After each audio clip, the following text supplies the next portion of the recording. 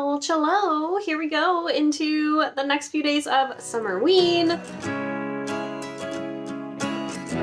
If you haven't watched my first vlog, I did the first 4 days of Summerween in that one, and you know, it's a little long, but I finished 9 books, which is a lot, and it's crazy, and it requires a lot of talking time, so I'm sorry it's kind of long, but I feel like, you know, if you want some good reviews of a bunch of stuff, then you should definitely go check it out. I had a really good time reading all of them, and it was really fun to make that vlog, so you might check that one out first. That one also has my TBR, so you can kind of learn a little bit more about the books that I'm trying to read this week for Summerween. And we talk about the prompts and all that fun stuff in that one. So, for this last 3 days, I actually only have one book left on my TBR, and so my goal is to try and finish that one. It is a little bit of a longer novel compared to some of the other books that I've been reading. Have been more short stories and graphic novels and stuff like that. The longest book that I read was Thornhill, and that one's like 500 pages, but it does have pictures in there as well. So my last book that I'm trying to finish is My Heart is a Chainsaw by Stephen Graham Jones, and I have read the first chapter so far. So, and it was gripping. Like, I was like, what is happening? It was like, it's definitely like a chapter that just pulls you into the story, and you're just like, you're in it, and you're like, what in the heck? So we're following like these two, they're like from Switzerland, I believe it was. It's some kind of foreign country. They come to Idaho where the story is set, and they go to this lake, and then they decide to like go out on the lake, and it's the middle of the night, nobody else is around, and things go awry. And yeah, it's gripping. So I'm really curious to get into this one for sure. This week we're also, or this week, these next few days we are also going to try and bake our goodie, because I haven't baked my goodie yet, but I got stuff for pumpkin bread, which in the last vlog I definitely said pumpkin pie. I meant pumpkin bread, and I want to put some like chocolate chips and like nuts on the top of it, and it's gonna be delicious. I just know it. So I'm gonna try and get that done in the next few days, and then, I don't know, play with my daughter a little bit, maybe play with the dog. He's hanging out with us. Kitty's over there. And we're going to try and read that book, and this one's probably not going to be as long because I'm mainly just trying to read the one book. So I will talk to you guys. Well, hello everybody. So it is time to do some baking. I've got all of my goodies here. So here is all of the baking yumminess. We are doing actually some pumpkin muffins. I actually changed my mind again. But I'm going to try and make them a little bit healthier with some coconut oil and gluten-free flour and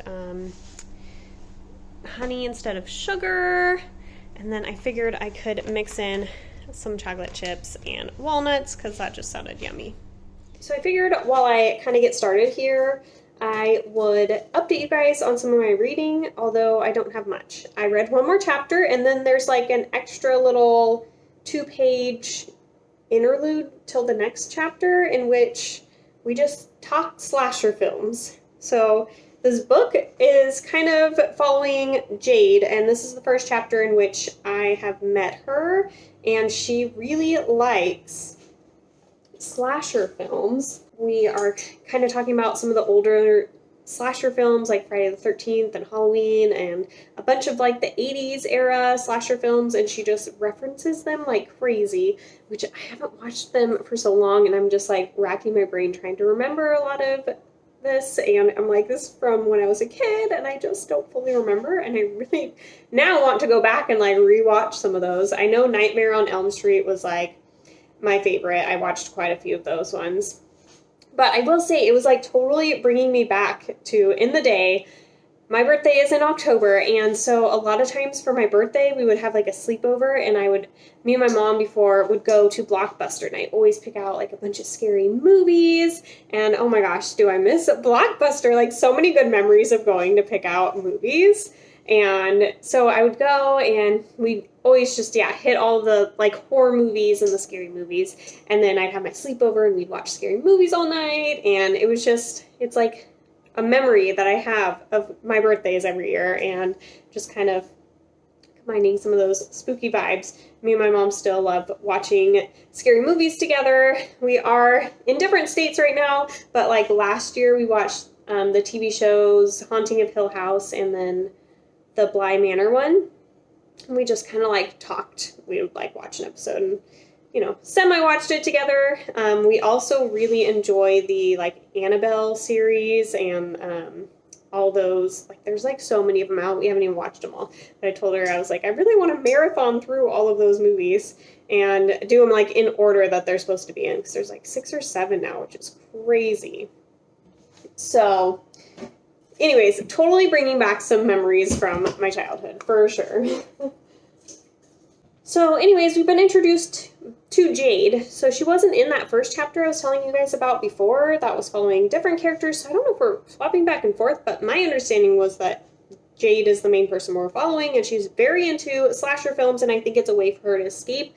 We've met her dad, which is not the greatest person, and she's already had kind of a run-in with him, and mom's just not in the picture, and trying to learn a little bit about this town, and some of the people in it, and I mean, it's a good first start. I am actually enjoying his writing quite a bit. It's a little bit different writing style, so it's taking me a little bit to get used to it, but it's really kind of pretty the way it's written. So I am kind of liking that as well, and I guess that's all I have for updates.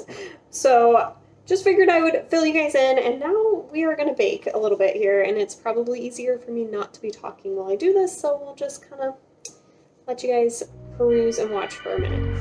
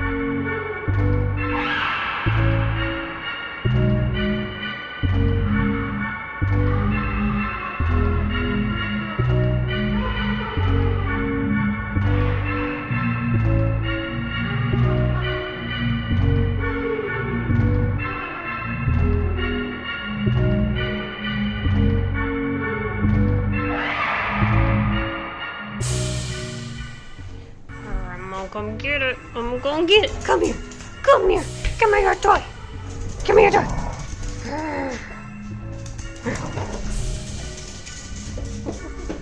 Ready? Let's go sit at the table.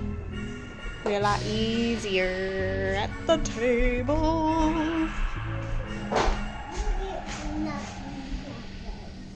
You get Monopoly already. I go white.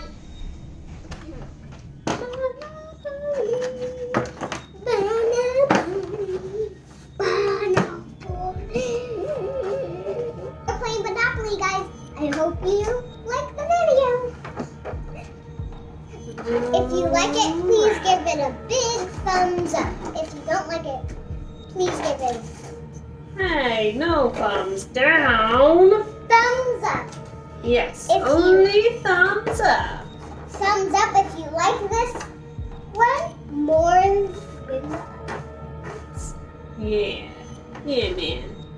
Alright. Which little guy are you gonna be? Penguin. Penguin, of course. I'm gonna be the little. No, I don't want to be. I'm gonna be a little dinosaur. Dude. I don't like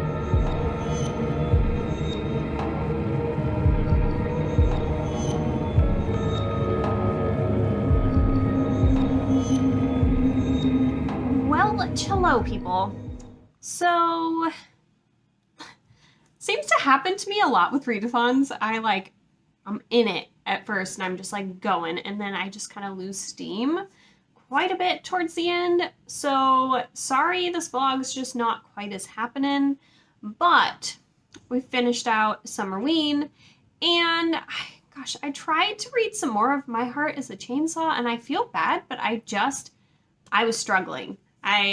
was trying to read it last night and I just kept like nodding off a little bit and I was like, oh my gosh, I'm like super tired. So I was like, I can't right now. So I like switched to watching some booktube a little bit and then I tried to come back to it and I was like, I'm just not into it. I got a little like frustrated with just like constantly talking about slasher movies and that's like all our main character wants to talk about is all this different like slasher trivia and I just was like, yes, it's a fun concept, but I don't know enough about it to be that entertained by it and it's just a little bit too much. Like I wanted a little bit more to the story happening.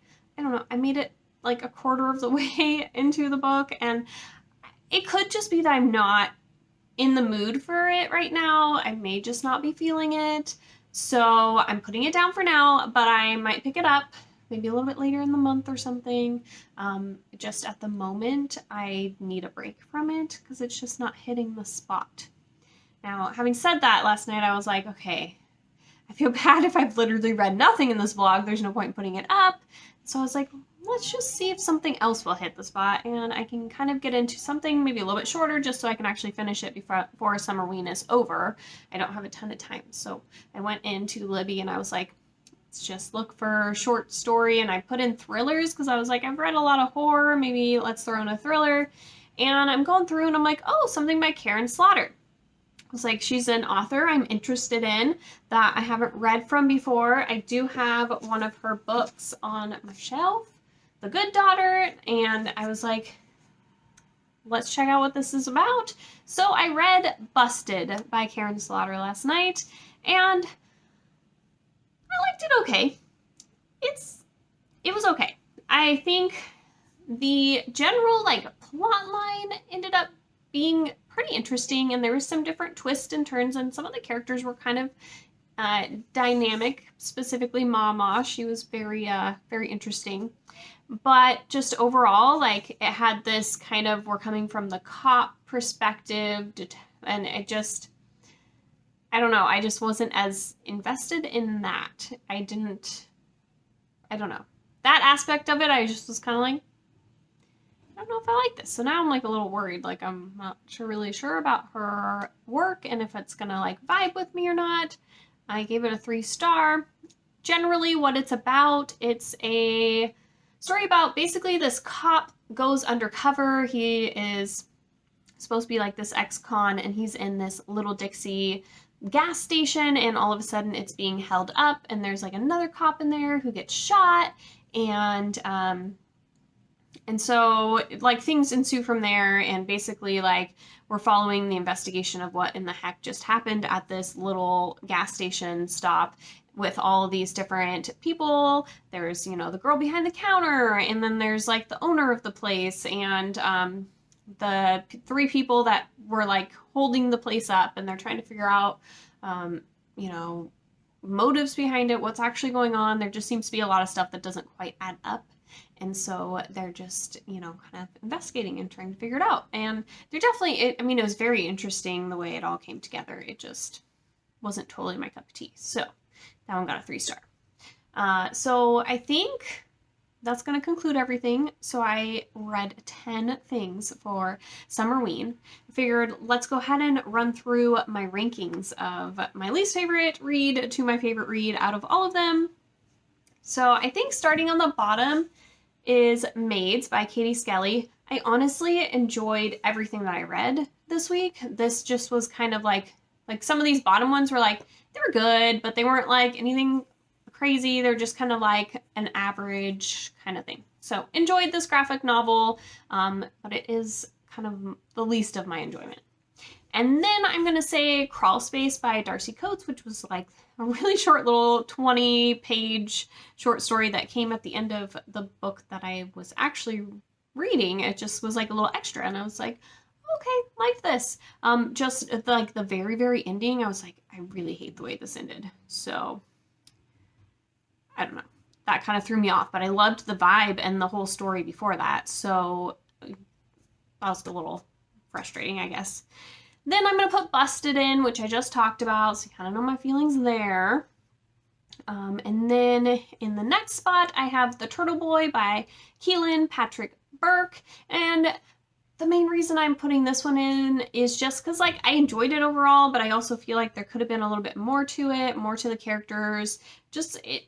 I don't know. I didn't feel as connected to it as some of the other ones, but I did find kind of the mystery of this weird kid at the pond interesting. If you want more information on these, watch my first vlog where I talk a little bit more about what they're all about and all my feelings and stuff. And then I'm going to put in Basket Full of Heads. I actually really enjoyed this one. So those other ones were all like 3 stars. Now we're moving into more 4-star territory. I enjoyed the storyline of this one. I thought it was very intriguing and interesting. Art style, I kind of liked, but it's not like my favorite art style, but it was fine. And yeah, the storyline was actually really good in here. I think it was really well developed. It had some interesting characters and different plot twists, and I enjoyed it. So that was that one. Then I'm gonna move into Haunting of Gillespie House.